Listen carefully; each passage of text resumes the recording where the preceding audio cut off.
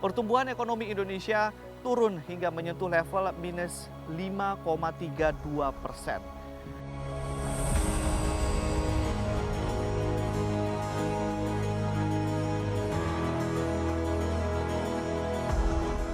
Sehari itu 80.000. 80.000. Itu cukup, Pak? Yang sesungguhnya tidak cukup, tapi ya kita bersyukur.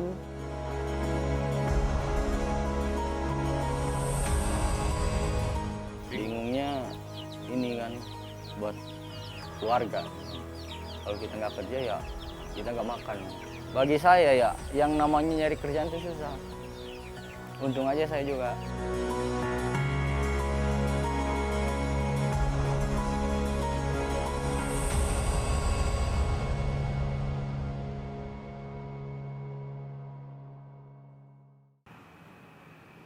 Hingga bulan Mei 2020 saja, Asosiasi Pengusaha Indonesia atau APindo mencatat jumlah orang yang terkena PHK dan dirumahkan mencapai 7 juta orang. Sementara Bappenas mengkhawatirkan jika kondisi ini terus terjadi, maka di tahun 2021 nanti akan ada sekitar 10,7 hingga 12,7 juta orang pengangguran di Indonesia. Pertumbuhan ekonomi yang negatif membuat sejumlah pengusaha di sejumlah sektor menutup usahanya yang berimbas pada gelombang PHK di mana-mana. Sementara gelombang PHK tentunya memiliki dampak yang negatif bagi ekonomi dan sosial masyarakat. Mulai dari menurunnya daya beli masyarakat, potensi kredit macet yang berimbas pada perbankan, hingga kriminalitas dan masih banyak lagi masalah sosial dan ekonomi lainnya diakibatkan oleh PHK. Bagaimana pemerintah menangani masalah ini? Saya mengajak Anda ke Tasikmalaya, Nagrek, dan Indramayu, Jawa Barat untuk bertemu dengan sejumlah orang yang terhantam gelombang PHK.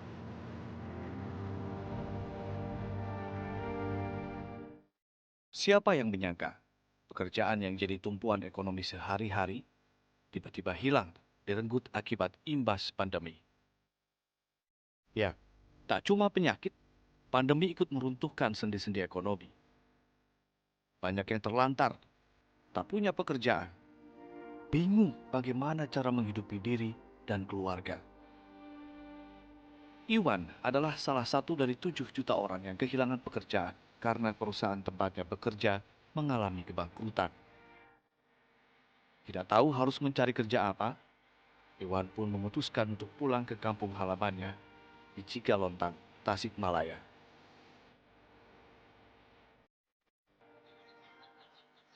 Jadi saya dengar-dengar Kang Iwan sekarang udah nggak kerja lagi? Sekarang udah di PHK Pak. Ya kerja serabutan aja Pak. Udah serabutan aja. Iya. Berarti bisa diceritakan mungkin Kang Iwan dulu dari bulan apa, kenapa kemudian pabriknya tutup, terus Kang Iwan harus pulang, itu gimana Kang Iwan? Ya dulu kan gimana lagi musim penyakit itu apa namanya? Corona.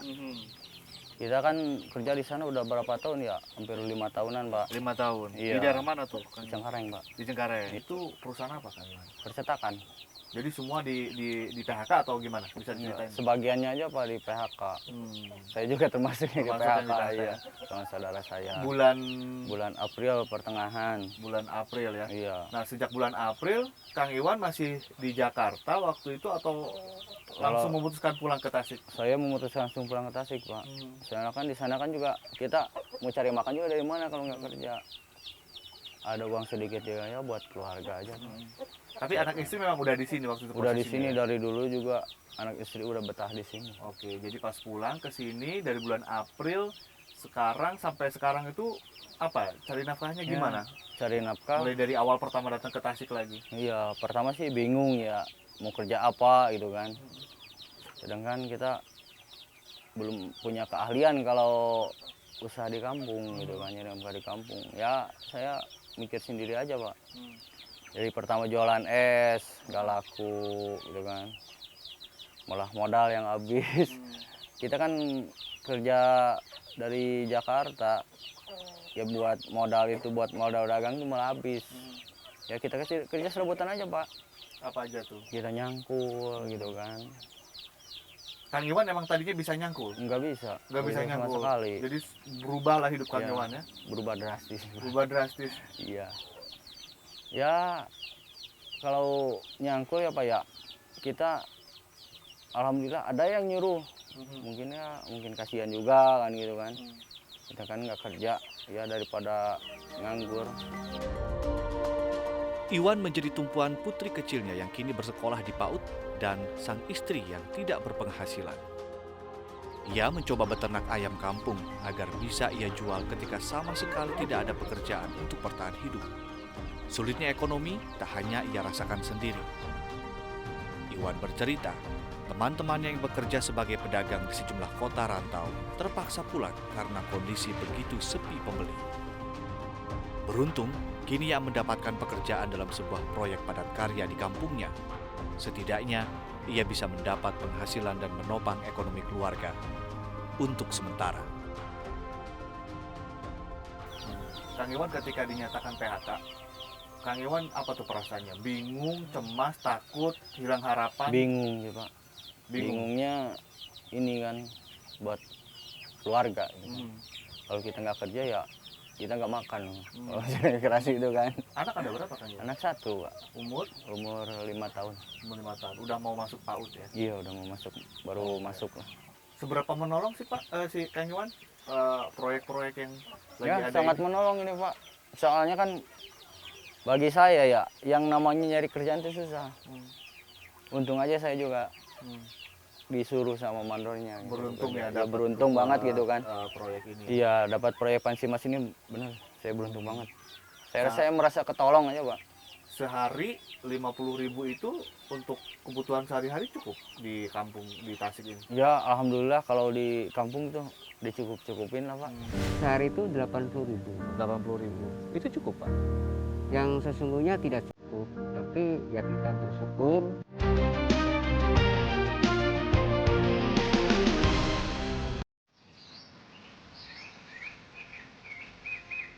Dari Tasikmalaya di selatan, kami menuju Indramayu yang berada di utara Jawa Barat. Welik adalah contoh lain dari korban PHK.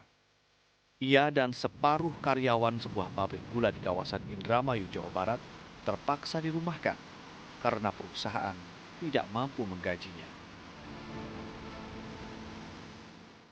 Pak Welik, mungkin bisa diceritakan Pak kepada kami bagaimana kemudian awal Bapak sampai akhirnya ikut padat karya ini. Dulu kerja di mana? Awalnya saya kerja di PG, Pak, sejak tahun 2017, cuman karena ada pengurangan tenaga kerja sehingga saya dirumahkan. Dirumahkan. Ya. Itu bulan apa tuh Pak? Bulan Maret, Pak. Bulan Maret. Tanggalnya saya lupa, yang jelas bulan Maret. Terus setelah dirumahkan apa aktivitas Bapak? Aktivitas saya ikut serta menanam tebu kemitraan yang diluncurkan oleh PG Jati 7, Pak. Kemudian saya ikut jadi petani tebu. Cuman kalau petani tebu itu prosesnya lama Pak, 1 tahun kita baru panen. Baru dapat uang. Iya, sehingga untuk mencukupi kebutuhan keluarga di rumah ya sangat kesulitan. Jadi sama sekali tidak ada penghasilan Tidak ada ketika sudah penghasilan, dirumahkan. iya. Proyeknya kan lumayan bekerja keras kan. Kalau Bapak usia berapa Pak?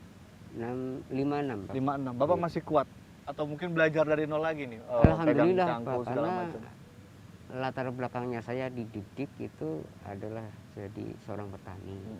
Saya biasa kerja keras, biasa nyangkul, biasa nanam tebu. Karena saya sejak kecil sekolah tidak membebankan orang tua dengan kerja keras di proyek-proyek. Agar kebutuhan keluarga dan 2 anaknya bisa terpenuhi, Welik tak cuma menggantungkan penghasilan dari program padat karya. Warung kecil ia bangun di halaman rumahnya, berharap ada keuntungan sedikit yang bisa ikut menambah masukannya per bulan. Dapat berapa Pak kalau upah atau gaji kalau ikut padat karya gini sehari? Sehari itu 80.000 Pak. 80.000. Itu cukup Pak? Yang sesungguhnya tidak cukup, tapi ya kita bersyukur Pak. Alhamdulillah. Kalau masalah tidak cukup, menurut saya tidak cukup aja tuh. Kalau boleh tahu Pak, ada anak berapa dan apakah mereka sekolah atau? Saya punya anak 3 Pak. Yang satu sekarang baru masuk di SMK Negeri Lelea, dan yang satu kelas 5 SD Tugu, dan yang satu usia 4 tahun belum sekolah. Belum sekolah. Iya. Nah, ada biaya tambahan nggak sih Pak? Kalau saya dengar kan harus online, harus ada biaya-biaya lain. Ini bisa diceritakan mungkin Pak, beban lain untuk biaya-biaya pendidikan ini? Ya, selama COVID ini Pak kan, ini di dunia pendidikan ini anak-anak saya itu belajar di rumah lewat online. Lewat online itu 1 minggu ya orang tua harus beli kuota sebesar 25.000 satu anak. Kalau 2 anak itu kan berarti 1 minggu 50.000. Kalau 1 bulan ya 200.000 gitu. Ada beban lagi gitu Ya, kan? ada beban lagi.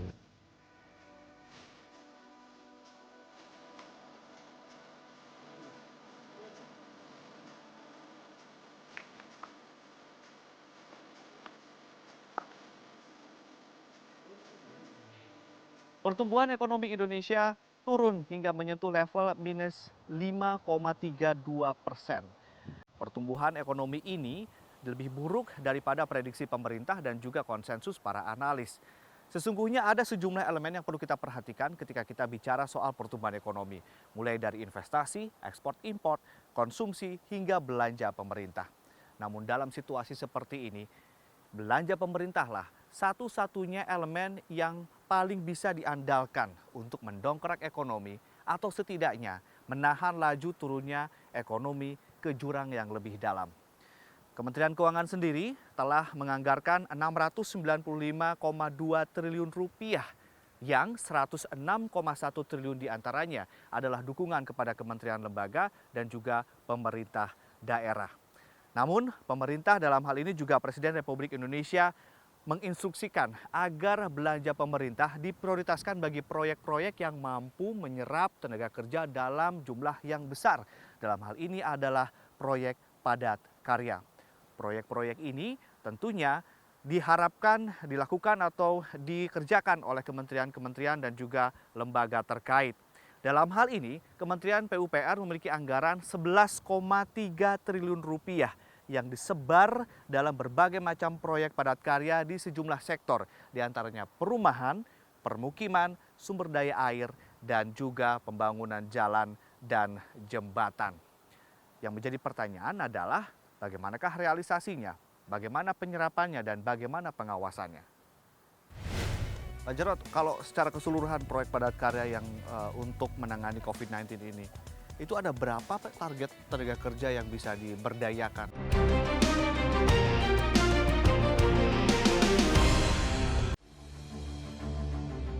Program padat karya bertujuan untuk ikut mengurangi jumlah pengangguran akibat pandemi. Lalu bagaimanakah memastikan program ini tepat sasaran dan memastikan hasil proyek yang dihasilkan tetap berkualitas baik? Jadi Pak Jarod, kita ini ada di lokasi apa nih Pak tepatnya?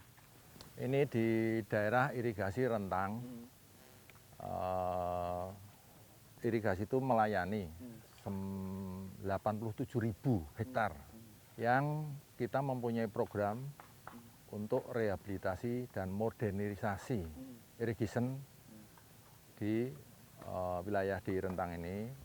Jadi dari itu yang akan kita rehabilitasi kurang lebih 87.000 hektar. Oke.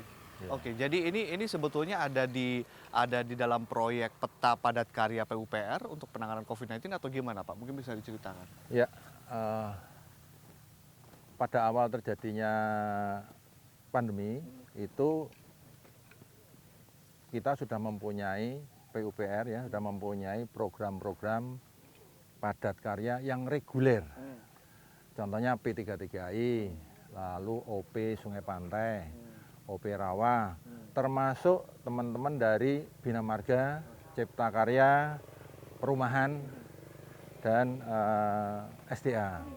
Nah, dari yang sudah rutin tersebut, pada saat itu kebetulan bulan Juni ada tanda tangan kontrak rehabilitasi dan modernisasi irrigation di daerah irigasi Rentang.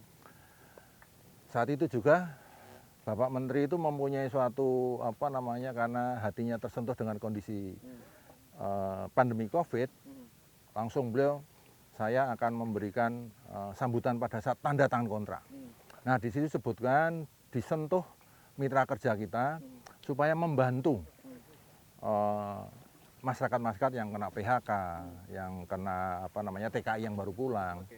Dan langsung disebutkan bahwa pada saat Juni, Juli, Agustus mulai awal pekerjaan tidak boleh pakai alat berat. Pakai tenaga kerja manusia dulu. Padahal sebetulnya biasanya pakai alat berat gitu loh. Di dalam kontrak pakai alat berat. Tetapi Makanya kemudian dirubah menjadi tenaga iya. manusia. Pak Jarod, ini kan ada kualitas gitu ya. Kalau misalnya biasanya standarnya pakai alat berat, ini kemudian pakai alat manusia, tenaga manusia, apakah kemudian ini kualitasnya bisa terjaga Pak nanti, kualitas infrastrukturnya? Ya, kalau yang dipadat karyakan adalah kegiatan-kegiatan yang tidak mengganggu kualitas. Nah, sebagai contoh ini kan kalau dilihat kondisi air seperti ini dan saluran seperti ini yang sudah rusak. Ada pendangkalan, ini ada ada kerusakan pendangkalan, gitu ya? dan ini kemungkinan besar air kan akan kemana-mana. Dengan adanya ini nanti kan ini akan digali dengan alat, lalu akan dipasang pakai beton. Nah, tugas dari tenaga manusianya ngapain Ini aja? adalah membersihkan awal dulu, membongkar yang sudah rusak. Ini sehingga pada saat ini selesai alat baru masuk. Lah, semua dilakukan dengan tenaga kerja manusia, kurang lebih kan luasannya aja hampir 87.000 hektar. Jadi banyak sekali spot-spot yang kondisinya seperti ini. Dan akan menyerap banyak tenaga kerja. Ini gitu yang ya? pakai alat bisa, tetapi tadi untuk membantu itu adalah dengan manusia, dan ini tidak akan mengurangi dari sisi kualitasnya. Kenapa? Kalau beton ya nanti pakai beton. Hanya ini ada suatu celah-celah yang bisa dikerjakan oleh manusia, masukkan itu manusia. 600.000 orang ditargetkan menjadi sasaran dalam program padat karya milik Kementerian PUPR. Tidak cuma untuk membantu para korban PHK, penyerapan tenaga kerja diharapkan bisa ikut mendorong roda perekonomian nasional. Pak Jarod, kalau secara keseluruhan proyek padat karya yang untuk menangani COVID-19 ini, itu ada berapa Pak, target tenaga kerja yang bisa diberdayakan untuk padat karya? Untuk seluruhnya, seluruh yang dikerjakan oleh PUPR hampir 600.000 orang tenaga kerja. Nah, kalau yang untuk ini aja, untuk di sini aja ya sebagai contoh, Rentang itu sudah 63.000 untuk yang di sini. Jadi kalau di sisi dari target PUPR kan hampir 600-an tadi. Itu yang bisa dikalikan harinya menjadi hari orang kerja. Pak, ada COVID-19, ada krisis ekonomi, ada padat karya. Tujuan utama dari padat karya itu apa yang kemudian diamanatkan oleh Presiden? Ya, jadi memang beberapa kali Bapak Presiden melalui TV dan Ratas bahwa kuartal kedua itu pertumbuhannya kan min 3,8. Jadi diinstruksikan oleh Bapak Menteri kami segera belanjakan APBN yang ada di PUPR. Jadi tugas kami sesuai dengan perintah Bapak Menteri ya kita membelanjakan secepat mungkin, semaksimal mungkin, tetapi ngikutin aturan yang ada. Oke, baik Pak Jarod, terakhir banyak sekarang hitungannya sudah jutaan ya orang yang kena PHK. Mungkin mereka sekarang sedang putus asa, putus harapan, mereka ingin mencari peluang untuk bertahan hidup, untuk memutarkan ekonomi keluarganya. Apa yang ingin Anda sampaikan kepada mereka dan bagaimana mekanismenya untuk kalau mereka ingin bergabung misalnya dalam proyek-proyek padat karyanya PUPR? Kami ikut prihatin dengan kondisi ini, tetapi yang paling utama adalah jaga kesehatan. Dan kalau seandainya memang ada yang ingin saya harapkan bisa berkomunikasi dengan dinas di pemerintah daerah. Nanti karena dinas pemerintah sudah berkoordinasi dengan masing-masing balai. Pandemi menggerus ekonomi. Jutaan pengangguran berimbas pada suramnya masa depan perekonomian. Program padat karya dilakukan agar roda perekonomian bisa berjalan, agar asa para korban PHK tetap bisa terjaga.